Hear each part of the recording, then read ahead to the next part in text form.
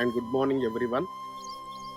దినదినము కృపావాక్యము ద్వారా మీరు మీ కుటుంబాలు వర్ధిల్లబడుతూ, దీవించబడుతూ, ఆశీర్వదించబడుతూ, అనేకులకు షేర్ చేస్తున్న బిడ్డలారా, మిమ్మల్ని పరలోకపు తండ్రి మెండుగా మీ వంశాలను దీవించి వర్ధిల్ల చేసి ఆశీర్వదించును గాక.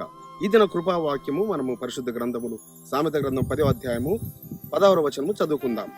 నీతిమంతుని కష్టార్జితము జీవదాయకము, భక్తిహీనునికి కలుగు వచ్చుబడి పాపము పుట్టించును. ఎంత మంచి వాగ్దానము కదా. నీతిమంతుని కష్టార్జితమట జీవదాయకం. అనగా నీతిమంతుని యొక్క కష్టార్జితమును ఆయన వృధా కానివ్వడు. అది జీవమునకు సాదృశ్యంగా ఉంటుంది, అది జీవమును ఇచ్చేదే విధంగా ఉంటుంది. వారి యొక్క కష్టార్జితమును అనవసరమైన వాటికి, హాస్పిటల్స్ వాటికి వీటికి ఆయన ఖర్చు కానివ్వడు, అనవసరమైన వాటికి ఆయన ఖర్చు కానివ్వడు. మరి నీతిమంతుని యొక్క కష్టార్జితము అలనాడు మనము అబ్రహాము, ఇస్సాకు, యాకోబులను చూసుకున్నాము. మరి యాకోబు గారు వారు మామయ్య లాబాని యొద్దకు వెళ్ళినప్పుడు యెహోవా చేత ఆశీర్వదించబడిన వాడ లోపలికి రమ్మని లాబాను ఎదుర్కోవడం జరిగింది.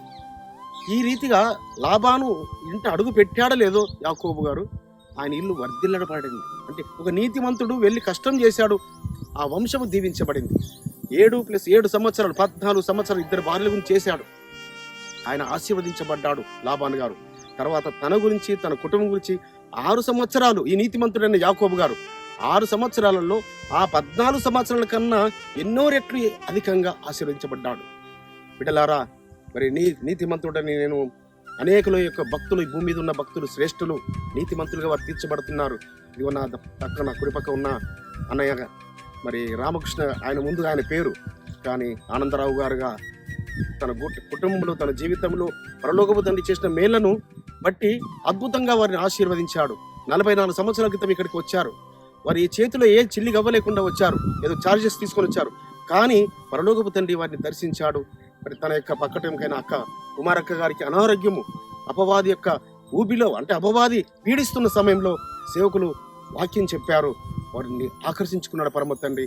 వారిని వర్ధిల్ల చేశాడు, ఆశీర్వదించాడు.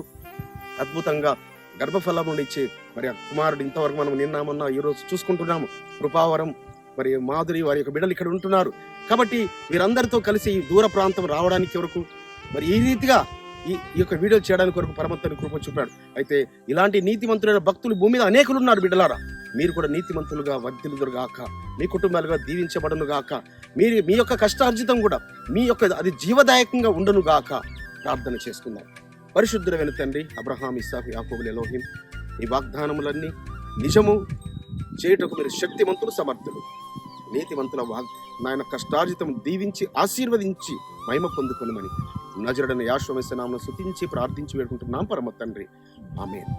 మన పరలోకపు తండ్రియు, మన రక్షకుడును, మన విమోచకుడును, నజరేయుడైన యేషువా వారి దివ్య సముఖము నుంచి మీకు, మీ కుటుంబాలకు, మీ వంశాలకు శాంతి, సమాధానం, కృపయు మెండుగా కలుగునుగాక.